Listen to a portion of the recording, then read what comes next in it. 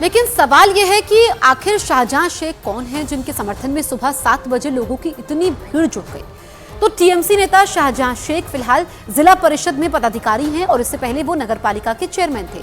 उत्तर 24 परगना के जिस संदेशखाली इलाके में ईडी अधिकारियों पर हमला हुआ, कहा जाता है कि वहां शाहजहां शेख की मर्जी के बिना एक पत्ता तक नहीं होता। संदेशखाली इलाके में शाहजहां शेख के नाम पर ईंट के कई भट्टे हैं। शाहजहां शेख का घर बिल्कुल बांग्लादेश सीमा पर है। आरोप यह है कि बांग्लादेश में भी उनका मकान और काफी संपत्ति है। 2011 तक वो सीपीआईएम में थे, मगर पश्चिम बंगाल में टीएमसी के सत्ता में आने के बाद उससे जुड़ गए और धीरे धीरे वो राज्य के पूर्व खाद्य मंत्री ज्योतिप्रिय मलिक के करीबी हो गए। ज्योतिप्रिय मलिक को राशन घोटाला मामले में ईडी पहले ही गिरफ्तार कर चुकी है।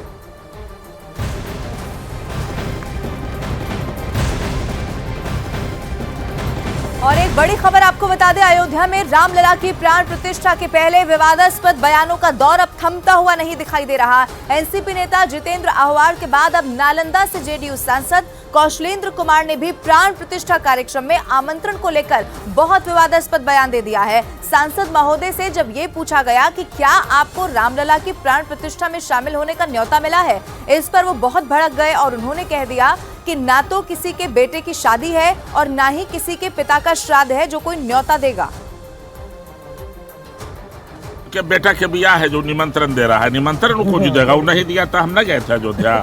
अयोध्या में जाइए, हम लक्ष्मण किला में बराबर ठहरते हैं, क्या दिक्कत है? न्योता की क्या जरूरत है?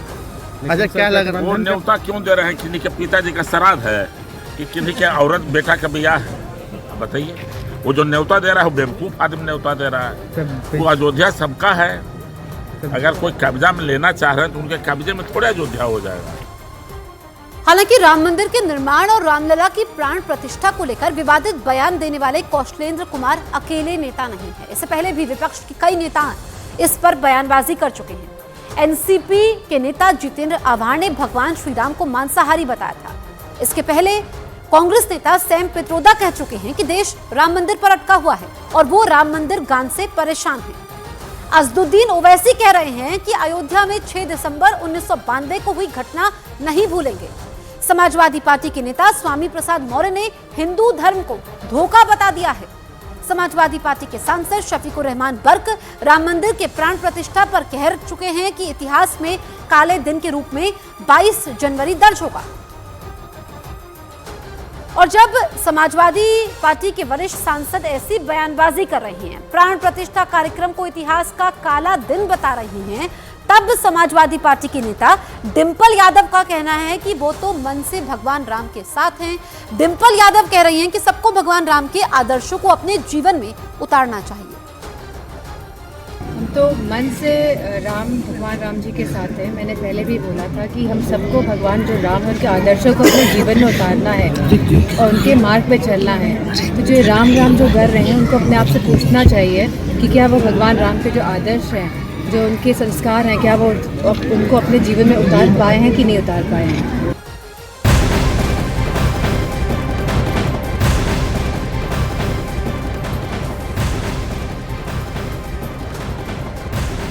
और अब दूसरी तरफ महाराष्ट्र में राम मंदिर को लेकर एक नया बखेड़ा खड़ा हो गया है। भगवान राम को लेकर शरद पवार गुट के एनसीपी नेता जितेंद्र अहवार के विवादित बयान को लेकर सियासत चरम पर पहुंच गई है। पुणे के बाद अब मुंबई के एमआईडीसी पुलिस स्टेशन में भी जितेंद्र अहवार के खिलाफ धार्मिक भावनाएं आहत करने को लेकर मामला दर्ज करवा दिया गया है। ये बहुत बड़ी खबर आपको बता रहे हैं। अब एक और मामला उन पर दर्ज हुआ है। भगवान राम को लेकर उनकी तरफ से विवादास्पद बयान दिया गया था और इसीलिए पुणे के बाद अब मुंबई में भी एफआईआर दर्ज हुई है।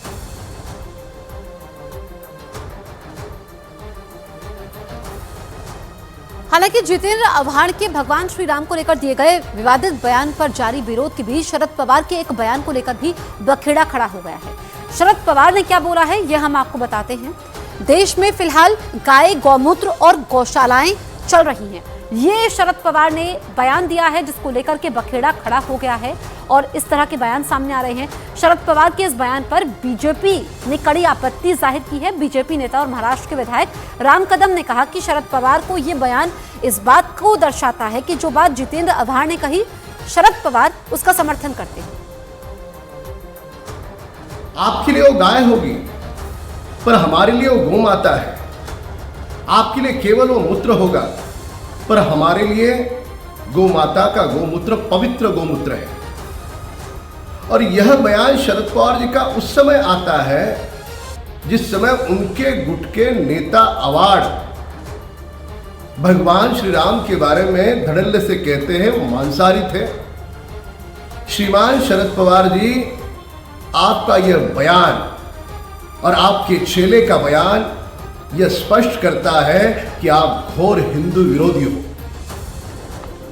जितेंद्र आव्हाडांचं वक्तव्य हे केवळ मूर्खपणाचं वक्तव्य आहे आणि प्रसिद्धी मिळवण्याकरता बदनाम हुए तो क्या हुए, नाम तो हुआ।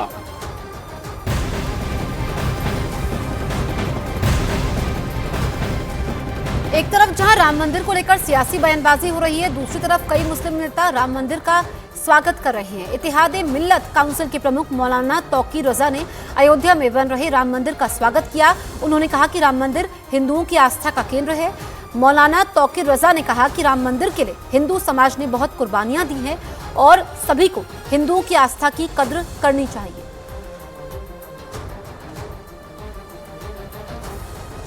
राम मंदिर बन गया है, इसका हम भी स्वागत कर रहे हैं। स्वागत करना चाहिए क्योंकि ये हिंदुओं की आस्था का केंद्र है। पूरी दुनिया में जो मुसलमान हिंदू बसते हैं उन सबकी आस्था का केंद्र है। तो राम मंदिर का शिलान्यास होने से आज तक हिंदुस्तान किन किन परेशानियों से गुजरा, इन तमाम चीज़ों को देखते हुए मैं ये कहता हूँ हिंदू समाज ने जो कुर्बानियाँ दी हैं। बाबरी मस्जिद के पक्षकार रहे इकबाल अंसारी को भी रामलला की प्राण प्रतिष्ठा कार्यक्रम में शामिल होने के आमंत्रण मिला है। इकबाल अंसारी ने रामलला के पक्ष में फैसला आने के बाद देश के मुसलमानों से फैसले का सम्मान करने की अपील की थी और अब इकबाल अंसारी वही बात कर रहे हैं। इकबाल अंसारी का कहना है कि देश के तमाम मुसलमानों को राम मंदिर का स्वागत करना चाहिए। ये निमंत्रण मिला है, क्या ये निमंत्रण आपको स्वीकार है? भाई हमको ये स्वीकार है। अयोध्या धर्म की नगरी है, अयोध्या में कोई भेदभाव नहीं है। अयोध्या सारे धर्म के सारे जात के लोग यहाँ आते हैं, सबका सम्मान है। हम अयोध्यावासी हैं। जो हमारा मुकदमा रहा वो सब 2019 में खत्म हो चुका है। सुप्रीम कोर्ट ने फैसला किया, पूरे देश के मुसलमानों ने सम्मान किया। पूरे देश में एक पत्ता भी नहीं हिला, कोई मुकदमा नहीं, कोई धरना नहीं, कोई प्रदर्शन नहीं। आज हम लोग अयोध्यावासी हैं, हमको बुलाया गया तो हम भी जाएंगे। देश के जो है देश विदेश के लोग आ रहे हैं, स्वयं प्रधानमंत्री जी आ रहे हैं, तो हमारा भी बुलावा है, हम भी जाएंगे, हम भी खुश हैं।